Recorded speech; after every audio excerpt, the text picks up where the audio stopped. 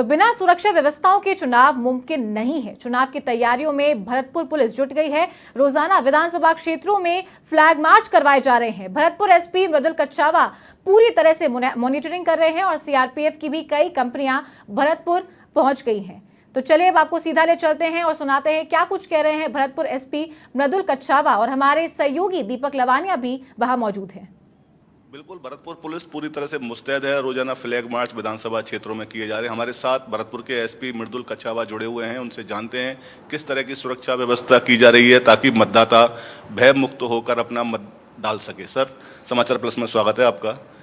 बिना सुरक्षा व्यवस्था के चुनाव कराना मुमकिन नहीं है।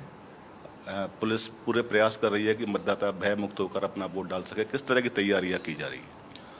देखिए, आगामी विधानसभा चुनाव 2023 जो कि राजस्थान राज्य में होना है, माननीय निर्वाचन आयोग के जो भी दिशा निर्देश हैं, डायरेक्शंस हैं, उनके जो भी मैनुअल्स हैं, उनकी अक्षरशः पालना जिला भरतपुर में की जा रही है। भरतपुर पुलिस द्वारा निष्पक्ष, भयमुक्त और स्वतंत्र वातावरण में चुनाव करवाने के लिए लगातार विभिन्न प्रयास किए जा रहे हैं।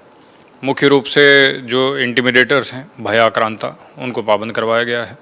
जो भयग्रस्त मतदाता हैं, उनसे हमारी टीमों ने जाकर के व्यक्तिगत रूप से बात की है। उन्हें ज़्यादा से ज़्यादा संख्या में वोट देने के लिए प्रोत्साहित किया है। उनको अपने मोबाइल नंबर्स उनके साथ शेयर किए हैं ताकि उनको कहीं किसी प्रकार की समस्या हो तो पुलिस के साथ साझा कर सकते हैं। साथ ही साथ एफएसटी टीम और एसएसटी टीम, ये एक अलग अलग कंपोनेंट्स हैं जो कि पूरे ज़िले में तैनात किए गए हैं, जो कि चुनावों के दौरान होने वाले अवैध वस्तुओं का जो भी आदान प्रदान और लाना ले जाना होता है, उन पर नज़र रखेंगे और उनकी जब्ती की कार्रवाई उनके द्वारा की जाएगी। कुल 59 एफएसटी टीम और 59 ही एसएसटी टीम ये ज़िले में वर्तमान में ऑपरेशनल हैं। इसके अलावा कुल भरतपुर तथा डीग दोनों को अगर मिला लें तो 27 इंटरस्टेट नाके हमारे हैं।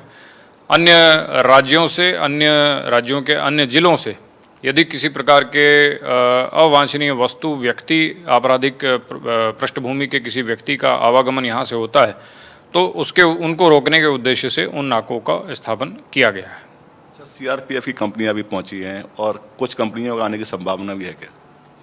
सीआरपीएफ की वर्तमान में जिला भरतपुर में 3 और जिला डीग में 2 कंपनियां हमें मिली हुई हैं। उन कंपनियों का मूल उद्देश्य area domination, flag march, route march और जो भयग्रस्त मतदाता हैं उनमें एक कॉन्फिडेंस बिल्डिंग मेजर्स की जो एक्सरसाइज होती है वो उनके द्वारा की जा रही है। स्वयं डिविजनल कमिश्नर साहब, आईजी साहब, कलेक्टर साहब और मेरे द्वारा विभिन्न स्थानों पर सभी विधानसभा क्षेत्रों में फ्लैग मार्च का आयोजन किया गया है। वल्नरेबल पॉकेट्स में हम लोग गए हैं, लोगों से बातें की है, लोगों से जो है हमने अपील की है कि ज़्यादा से ज़्यादा संख्या में वोट दें। निश्चित तौर पर जो सीएपीएफ की कंपनीज़ हमें मिलती हैं उससे और ज़्यादा बल स्थानीय पुलिस को मिलता है।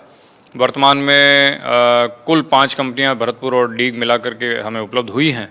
पिछले विधानसभा चुनाव में कुल 56 कंपनियां सीएपीएफ की इस ज़िले में प्राप्त हुई थी। इस बार संभावित अपेक्षा जो है 66 कंपनियां सीएपीएफ की हमें मिलेंगी। बिल्कुल, चारों भरतपुर पुलिस विधानसभा चुनाव को लेकर पूरी तरह से गंभीर है। मतदाता भय मुक्त वातावरण में अपना वोट डाल सके, इसके लिए पूरे प्रयास सुरक्षा की दृष्टि से भरतपुर पुलिस कर रही है। जी दीपक, अगर बात करें जिस तरीके से पुलिस ने जो सर्च ऑपरेशन चलाया हुआ है, नाकाबंदी हर जगह की हुई है, बात अगर पिछले चुनावों की करें तो इस बार के मुकाबले कई गुना ज्यादा जो राशि है वो जब्त की जाती है, अवैध शराब है वो जब्त की जाती है। अगर बात भरतपुर की करें तो किस तरीके से पुलिस ने यहाँ पर एक्शन लिया है, और अगर दोनों को कंपेयर करते हैं तो कितनी मात्रा में कैश इस बार जब्त किया है पुलिस ने?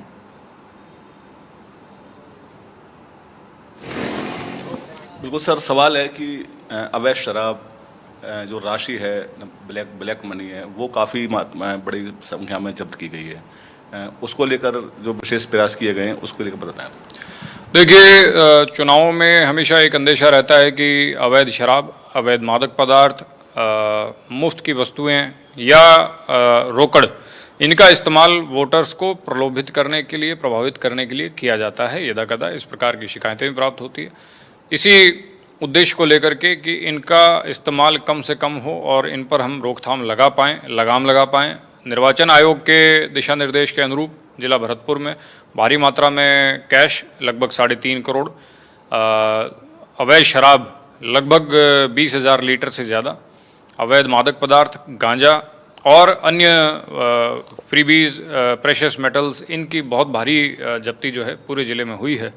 कुल सीज़र जब्ती अगर ज़िले की माने, अगर उसको हम पैसे में कन्वर्ट करें तो लगभग 8 करोड़ रुपए के आसपास का सीज़र अभी तक आचार संहिता लगने के बाद में जिला भरतपुर तथा डीग दोनों मिलाकर के हो चुका है। बिल्कुल चारू, 8 करोड़ की राशि के जेवरात भी बरामद किए हैं, शराब भी, सबका मिला के अगर आंकड़ा बनाया जाए तो लगभग 8 करोड़ रुपए बनते हैं जो पुलिस ने जब्त किए हैं। एक बड़ी कार्रवाई है और ये कार्रवाई अभी जारी है। समाचार प्लस की टीम ने भी जो आगरा बीकानेर हाईवे पर ऊंचा नंगला चेक पोस्ट है, उत्तर प्रदेश की सीमा है, वहां जाकर रियल्टी चेक भी किया था। वहां पुलिसकर्मी दिन रात चेक पोस्ट पर नाका लगाकर हर प्रत्येक वाहन की तलाशी ले रहे हैं। प्रत्येक वाहन को जांच के बाद ही आगे जाने दिया जा रहा है। पुलिस पूरी तरह से चौकस है और विधानसभा चुनाव को लेकर जो पुलिस है भरतपुर की गंभीर है। मतदाता भयमुक्त वातावरण में अपना वोट डाल सके, इसके लिए पूरी तरह से प्रयासरत भी है। जी दीपक, अगर बात हम 25 नवंबर की करें, क्योंकि उस दिन चुनाव प्रदेश में होने हैं, मतदान उस दिन किया जाएगा, उस दिन को लेकर के पुलिस प्रशासन ने क्या खासा तैयारी की है? क्योंकि वोट देना सभी का अधिकार है, प्रशासन भी वोट देने के लिए जाएगा, जनता भी वोट देने के लिए जाएगी, सुरक्षा व्यवस्था को कायम रखना भी एक बड़ी रिस्पॉन्सिबिलिटी है इनके सर पर। तो किस तरीके से सिर्फ स्पेशल उस दिन के लिए क्या खासा तैयारी पुलिस प्रशासन कर रहा है?